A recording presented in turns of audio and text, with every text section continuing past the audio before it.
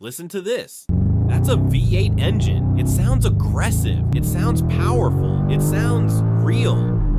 Or does it? What if I told you that 50% of what you just heard was not coming from the exhaust pipes? It was coming from the speakers. Welcome to the world of active sound design. This is the story of the moment the car manufacturers decided that lying to you was better than silence.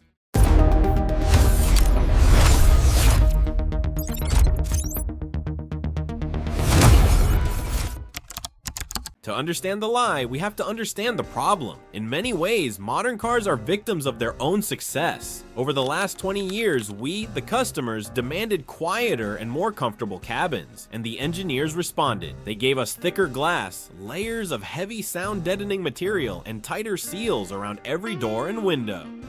The result was a vault-like interior, isolated from the road, the wind, and unfortunately from the engine itself. At the exact same time, governments around the world demanded better fuel economy and lower emissions. So car companies had to downsize. The big, naturally aspirated V8s and V10s were replaced by smaller, more efficient engines boosted by turbochargers. So, where did that leave us? We had high-performance cars that were fast, efficient, and comfortable, but they sounded like vacuum cleaners. The emotion was gone. The soul of the machine was muted. The engineers had created a problem, and now they had to invent a solution to put the feeling back. There are 3 levels to this sonic deception. Level 1 is the sound pipe. This is technically the most honest method. Companies like Porsche and Ford use a physical tube, often called a sound symposer, that connects the engine as intake manifold directly to the cabin as firewall. Inside this tube is a small membrane that vibrates with the pressure pulses from the engine, letting the real engine noise enter the dashboard, but keeping the air and fumes out. It's not creating a fake sound, it's just amplifying the real sound. Think of it like a mechanical megaphone for your engine. It's a bit of a trick, but at least the sound is authentic.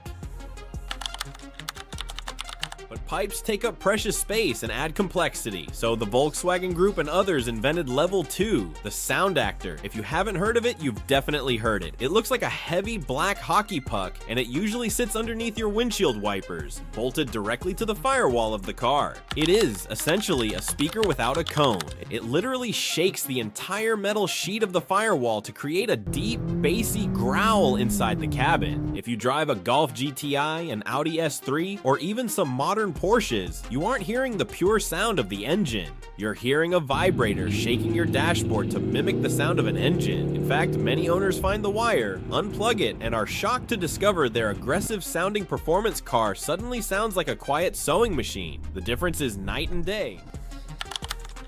The most controversial of them all, active sound design. This is the one mostly associated with BMW's M division. In cars like the M5 and the M4, the engine computer isn't just running the engine, it's also running a concert. It reads your RPM, your throttle position, and your gear in real time. It then selects a pre-recorded, perfectly engineered audio file, a synthesized engine note, and plays it directly through the car's stereo system. That's right, the sound is coming from the same speakers that play your music. It plays even if your radio is turned off. It plays over your podcasts. It creates a perfect version of the engine sound that never actually existed in the real world.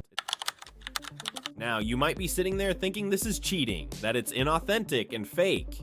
And in the world of gasoline cars, you might be right, but as we move into the era of electric vehicles, this technology is no longer just an option, it's a safety requirement. EVs are so quiet at low speeds that they need to generate artificial noise to warn pedestrians. But some companies are taking it a step further. The Hyundai Ioniq 5N is a masterclass in this. It's an electric car, but it uses its speakers to simulate the entire experience of a gasoline engine. It simulates gear shifts, complete with a jolt from the motors. It simulates the engine revving to a red line. It even simulates the pops and crackles from an exhaust in a car that has no gears and no exhaust.